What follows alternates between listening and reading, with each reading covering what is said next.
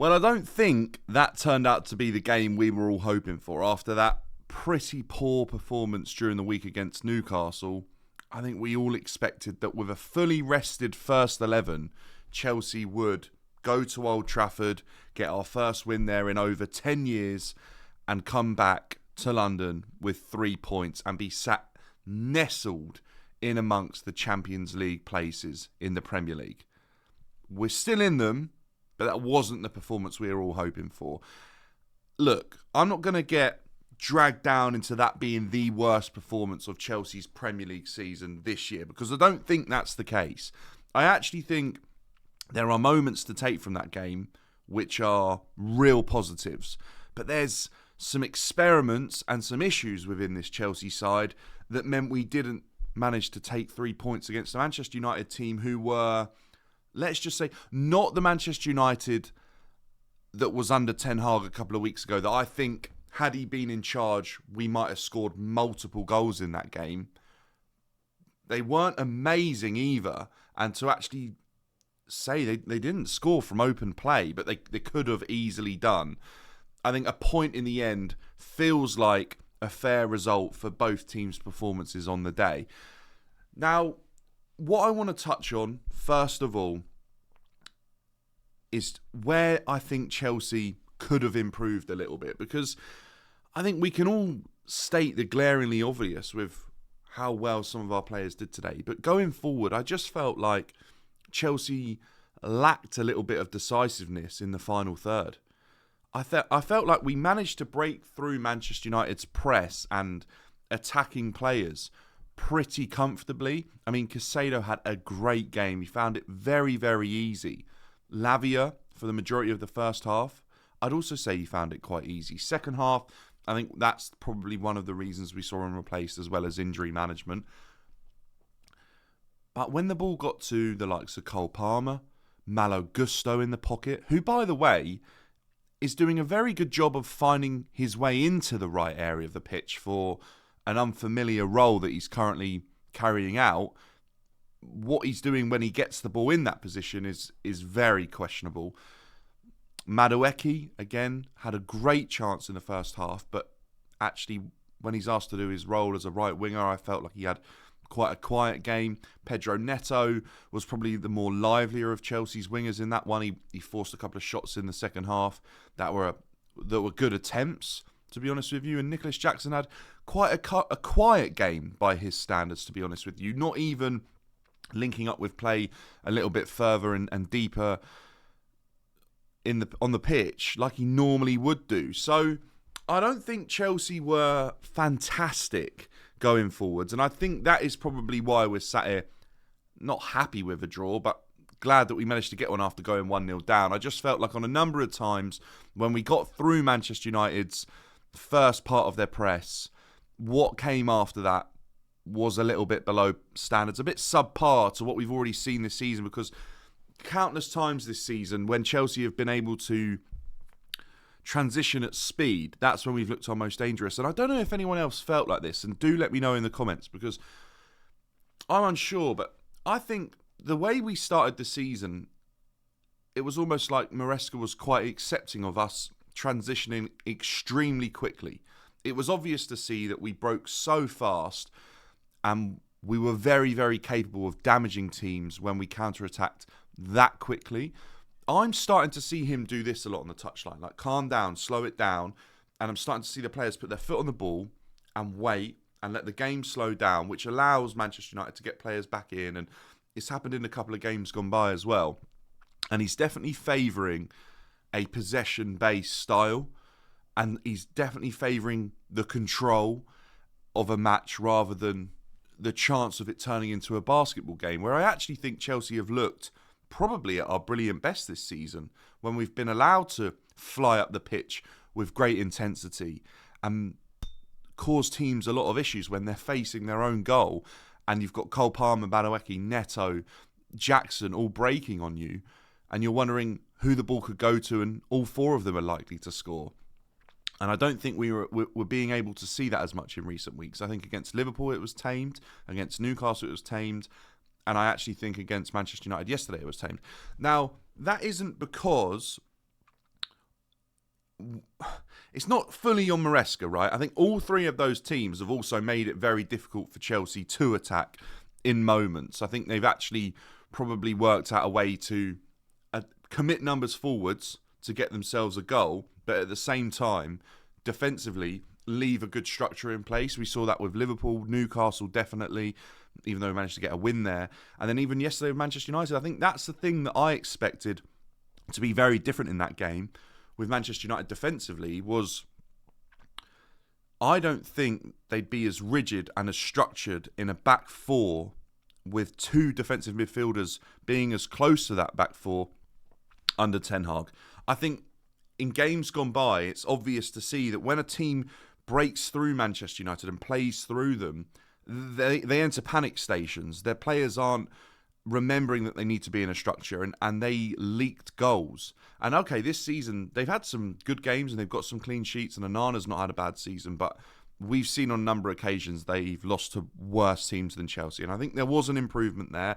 And they had a number of chances, probably more than Chelsea, to score from open play. And luckily for Chelsea, that wasn't the case. I mean, Rashford missed a very good opportunity at the end of the second half. Garnacho had countless chances. I have to say with Garnacho, a lot of people giving him a lot of slander, and they're suggesting that actually he's not very good and he's trash, when the player is not 25, he's 20, he's a kid, he's not been playing first team. All right, he feels like he's been around for a while, but he's not been playing first team football for realistically that long, and I think there's big improvements to come from him. And I think the best thing that's happening right now is he's in the right positions. I've always said this: if you can be in the right position, look at the transformation that can be made. We saw this with Nicholas Jackson at the beginning of last year.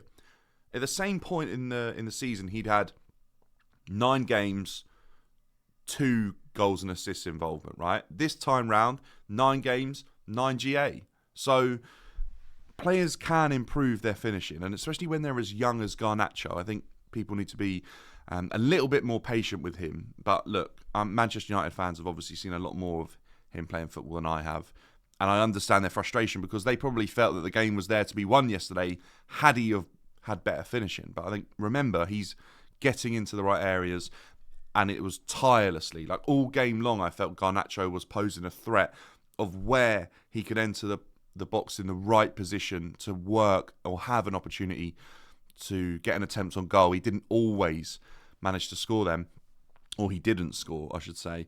And a couple of them were tame efforts, and I'm sure he's frustrated. I think, yes, at times he slowed the play down a little bit for Manchester United as well, but they're things that can be addressed. But going back to Chelsea, I think we need to speak about the Reece James experiment and the Malo Gusto experiment, because it was very evident to me very early on this season that Maresca was going to experiment and be a bit of a tinker man and meddle with things that didn't always need meddling. And it's very obvious to see that Marc Cucurella has had a good season at left back and was in arguably his best form as a Chelsea player, continuing on from a great end to last season, a great Euros. He started the season fantastically well. Yes, he picked up too many yellow cards and got himself suspended. And then he lost his place in the team to Reece James, who no one has ever gone, yep, left back. You look like a left back to me. Absolutely baffled with that. I was baffled with it last game against Newcastle.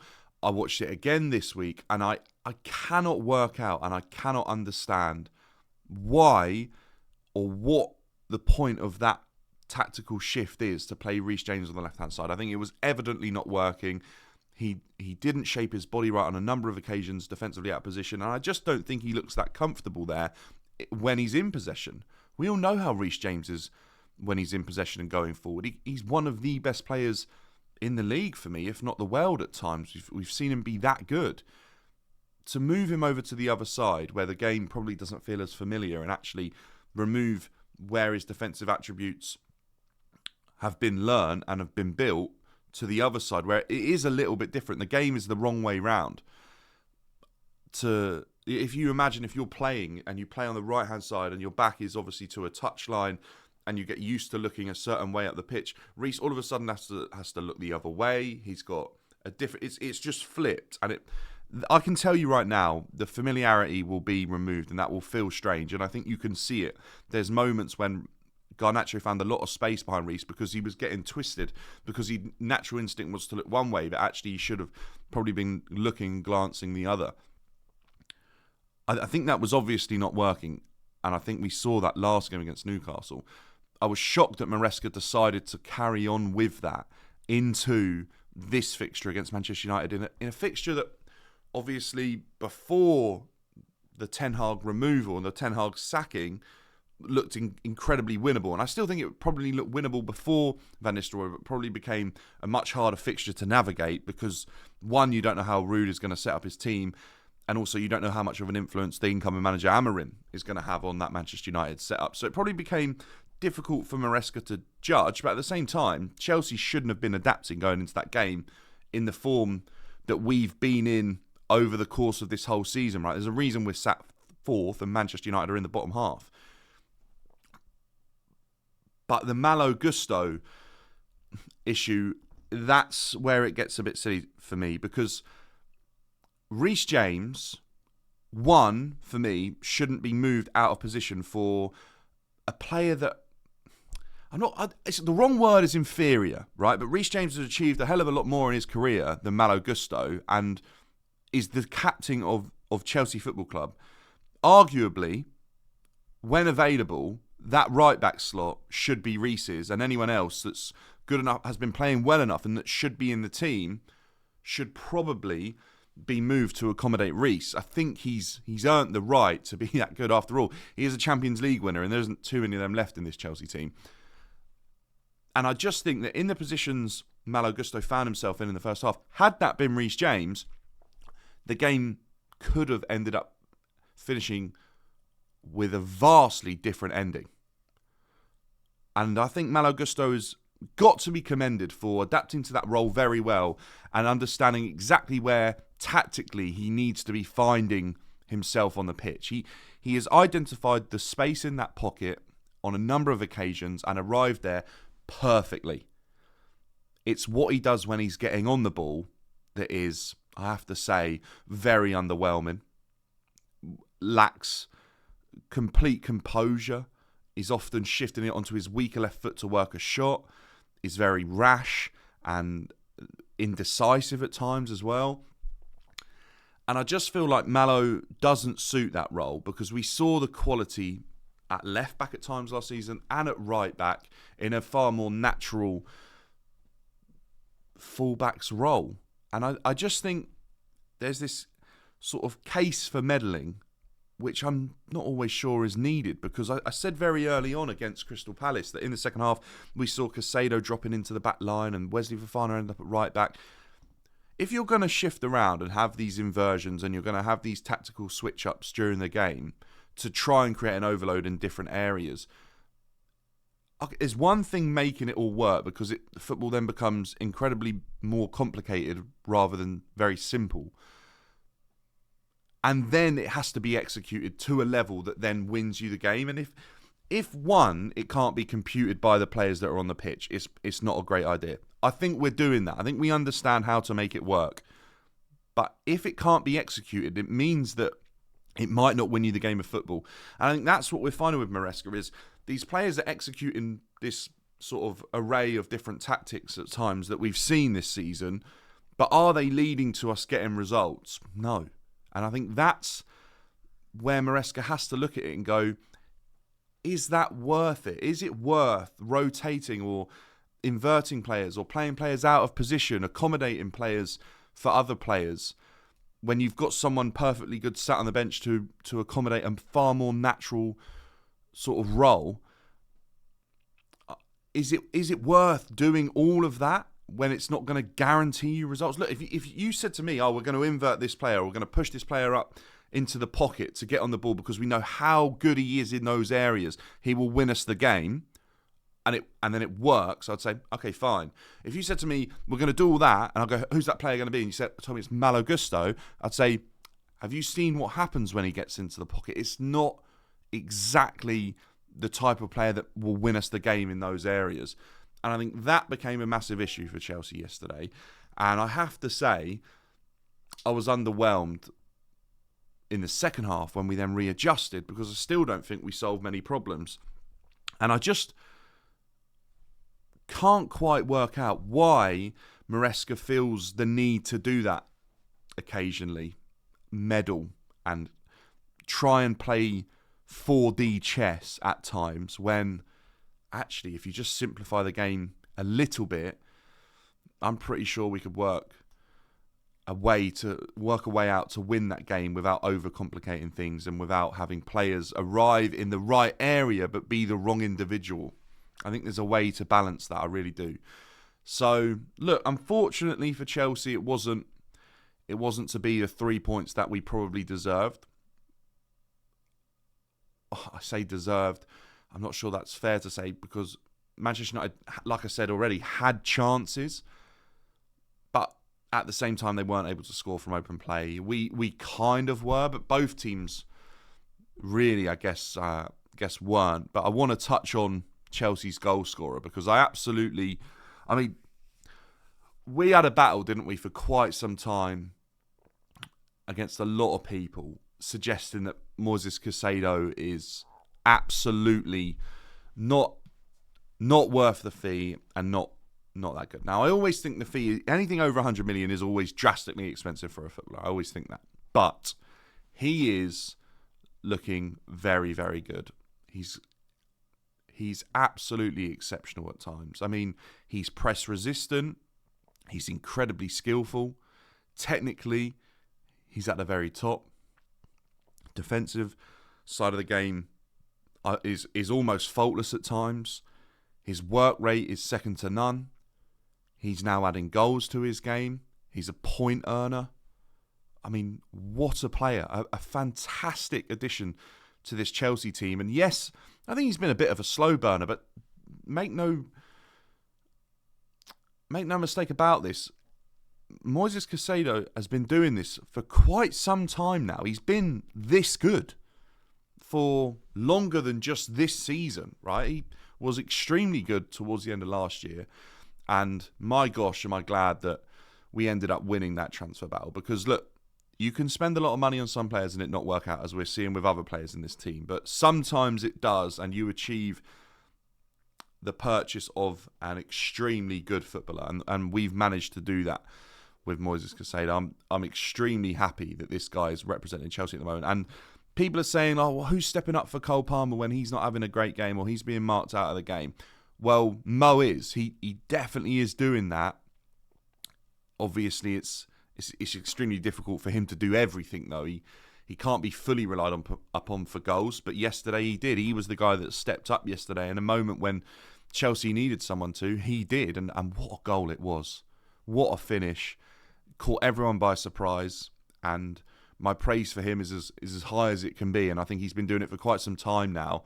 And it seems silly that even at the start of this season, some people were doubting him. And I think what it says to me is this Chelsea midfield, at times with Lavia and Caicedo, it almost looks unplayable for the other team. I don't think they know how to manage it, because I think on both sides of the pitch, those two are able to cause havoc, because they almost have this ability to not be affected by the oncoming press.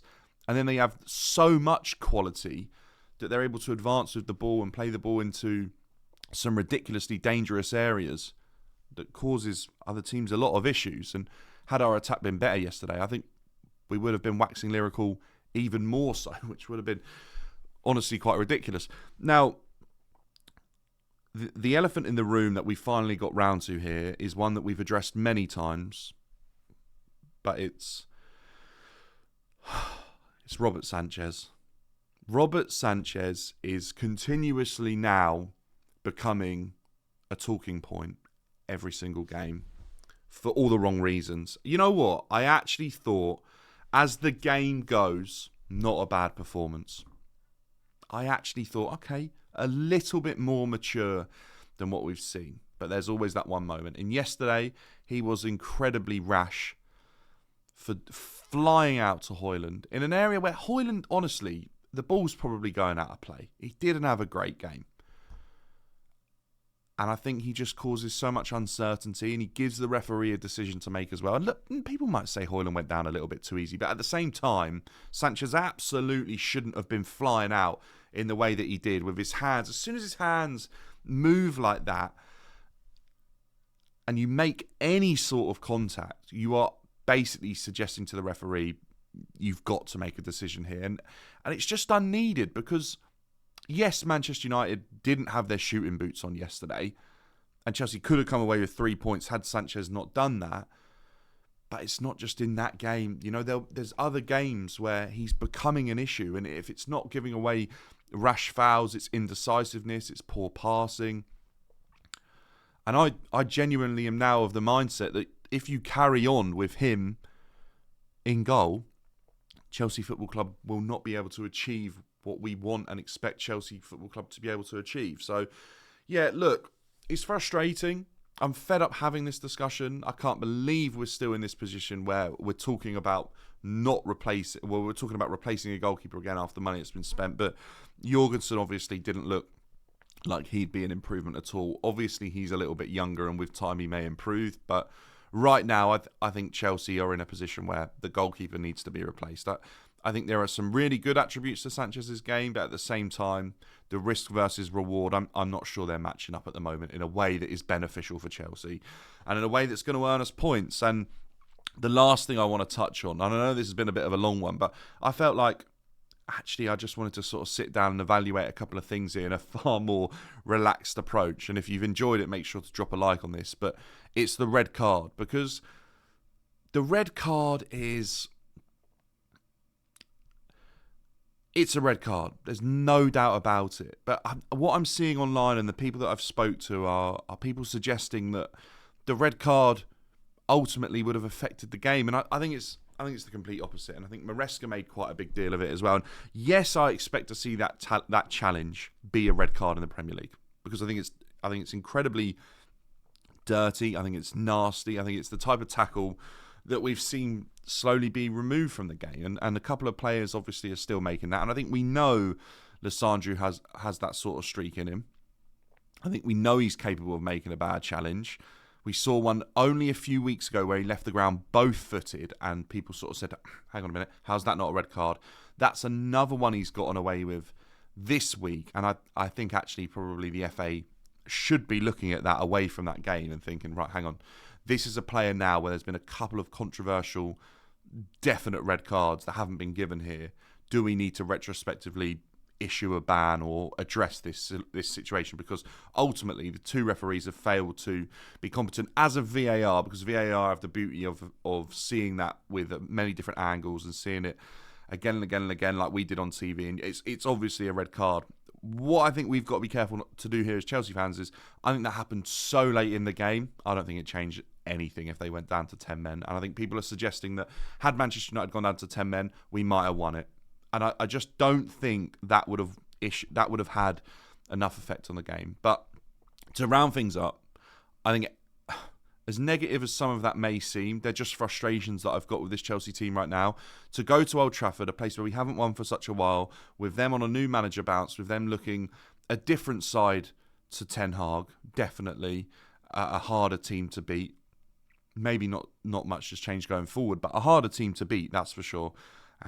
I think that becomes a good point at Old Trafford. And I think for us to be sat above Arsenal at any point in this season, if you'd have said that to me, I probably would have snapped your hand off. We're in the Champions League places. Yes, we've got a huge game against them next week, but look, they're not in great form. We've got a point away at Old Trafford. We've navigated that Newcastle game. We put in a good performance against Liverpool. I hope to see us maybe pick up 3 points against Arsenal or another draw. Look, if we end up with 5 points out of these 4 difficult fixtures, I think we've navigated it okay. I think 2 wins out of the 4 would have been what I expected. But Ten Hag obviously hadn't been sacked by that point. I hope Chelsea have a good long think about yesterday, because I think there are, and Maresca and the players, because I think there are big improvements that need to be made, but I'm giving it the benefit of the doubt. It's early days. Maresca, for me, in a short period of time, has shown me he's a little bit more capable of Pochettino in terms of readjusting and learning from his mistakes. But at the same time, I wonder whether he sometimes goes too far the other way and experiments a little bit too much. Find the balance, and I'm sure we'll be moving in the right direction as we are. But look, 4th place looks a lot more healthy than where we could be. All right, results have been a little bit favourable to us this weekend, and a point doesn't look that bad in a weekend when a lot of teams around us have dropped points. But yeah, not a performance to write home about, but a point at Old Trafford is a point at Old Trafford. You know, that's not to be snubbed at, to be honest. But look, a more chilled out, relaxed sort of video and assessment of the game. If you like this type of more sort of sit down and chat and discuss things in a little bit more less heated environment, then let me know.